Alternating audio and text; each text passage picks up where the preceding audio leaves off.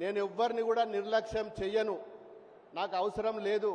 2 పర్యాయాలు మీ కష్టం వల్ల రాష్ట్రంలోనే అత్యధిక మెజార్టీ 3.5 లక్షల మెజార్టీ 2 సార్లు ఎంపీగా గెలిపించిన ఘనత ఇలా మా కార్యకర్తలది, మా సోదరులది. మొన్నటికి మొన్న నేను ఆసుపత్రిలో ఉంటే కూడా భుజాల మీద వేసుకొని మీరే ఒక క్యాండిడేట్గా కష్టపడి గెలిపించిర్రు నన్ను. మీ అందరికీ కూడా నేను రుణపడి ఉంటా. కొద్దిగా వెనుక కావచ్చు ముందు కావచ్చు ఎవరు కూడా బాధపడాల్సిన అవసరం లేదు. మిమ్మల్ని ఎప్పుడు దూరం చేసుకోను, ఎక్కడ కూడా పోను. కొన్ని పర్సనల్ ప్రాబ్లం వల్లనో ఆరోగ్యరీత్యానో మరి నేను కొన్ని కార్యక్రమాలకు మీరు పిలిచిన దానికి రాలేకపోవచ్చు. కానీ మరి మీరు ఏదో ఊహించుకొని దయచేసి నా దిక్కున పొరపాటు ఉంటే నేను క్షమించమని కూడా కోరుతున్నా. మరి ఇప్పుడు నిలబడ్డ అభ్యర్థి మీ అందరికీ తెలుసు. గతంలో ఎంపీగా నేను నా చేతుల్నే డిపాజిట్ లేకుండా ఓడగొట్టినాం, ఎమ్మెల్యేగా కూడా మొన్న ఓడగొట్టినాం.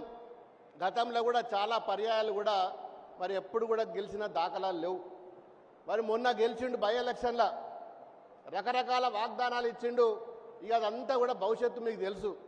నిన్న సంగారెడ్డిలో కావచ్చు, సిద్దిపేటలో కావచ్చు, ఆయన ఫ్రస్ట్రేషన్కు గురైపోతున్నాడు. నోటికి ఏది పడితే అదే మాట్లాడుతున్నాడు. మంత్రి గారిని కూడా నోరు జారుతున్నాడు, ముఖ్యమంత్రి మీద నోరు జారుతున్నాడు. ఇక నన్ను అయితే పచ్చి బూతులు తిడుతున్నాడు. బిడ్డ నాకు కూడా మాటలు వస్తాయి, నేను కూడా పోటీ పెట్టుకుంటా, నాకు కూడా డాక్టరేట్ కూడా వస్తుంది తిట్టుట్లా.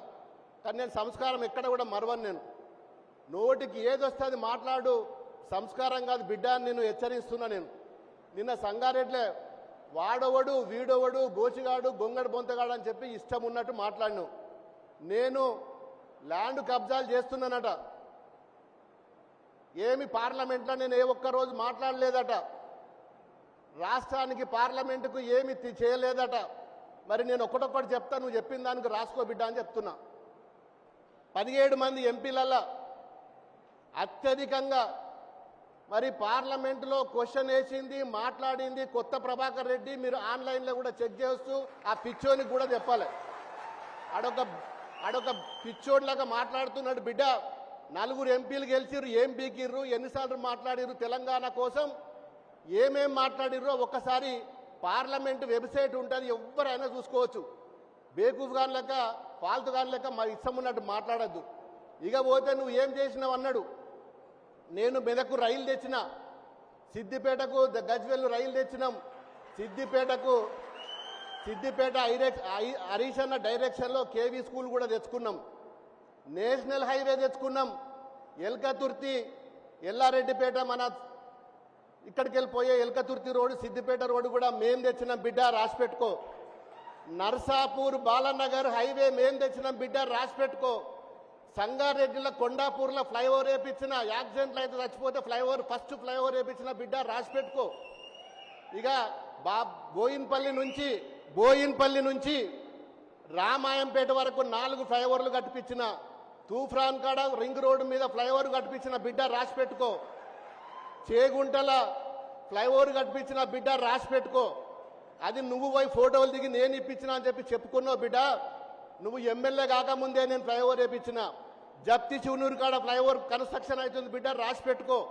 ఇలా చేగుంటకి వెళ్ళి మెదక్ పోయేటప్పుడు కూడా పోలీస్ స్టేషన్ ముంగట మొన్న నేను ఎమ్మెల్యే గెలిచినాక కూడా మంత్రి దగ్గరికి పోయి శాంక్షన్ చేయించిన బిడ్డ, అది కూడా రాసి పెట్టుకో. ఫ్లైఓవర్ కట్టిస్తాను నేను త్వరలోనే. ఇక పోతే రైల్వే అండర్ పాసులు 18 రైల్వే అండర్ పాసులు లెక్కతో సహా చూపిస్తా. పార్లమెంటు వెబ్సైట్లో కూడా నేను ఎక్కడెక్కడ ఇప్పించిన అవి కూడా చూసుకోవచ్చు. 18 రైల్వే అండర్ పాసులు కట్టించిన. ఇవాళ మెదకు పోయిన రైలును మరి బయా సంగారెడ్డి జోగిపేట మీదుగా మరి ఈదుల నాగులపల్లి పటంచెరు రైల్వే స్టేషన్ వరకు కూడా మొన్న బడ్జెట్లో పెట్టి 1700 కోట్ల రూపాయలు శాంక్షన్ చేపించిన. అది ఎవరి పేరు మీద శాంక్షన్ అయిందో కూడా చూసుకో బిడ్డ అంటున్నా. మరి నీ బీజేపీ ఏం పీకిండు, నీ బీజేపీ ఎంపీలు ఏం పీకిర్రో ఒక్కసారి చూసుకో. చదువుకున్నాడు కదా, మరి చదువుకున్నాను కంటే శాఖలో ఉన్నాయమంటారు. బేకూఫ్ గారు నీకు తెలియకపోతే నేను లాయర్ని అంటావు కదా, తెలుసుకో బిడ్డ. వెబ్సైట్లు అన్నీ ఉంటాయి, కొట్టి చూసుకో. ఇందులో ఏమన్నా మిస్టేక్స్ ఉంటే నేను జవాబు చెప్తా దానికి. ఇక పోతే అవినీతి గురించి మాట్లాడినావు. నా జీవితంలో ఎక్కడ చేయి జాపలేదు, ఎక్కడ నయా పైసా గజం కూడా ఇవ్వండి.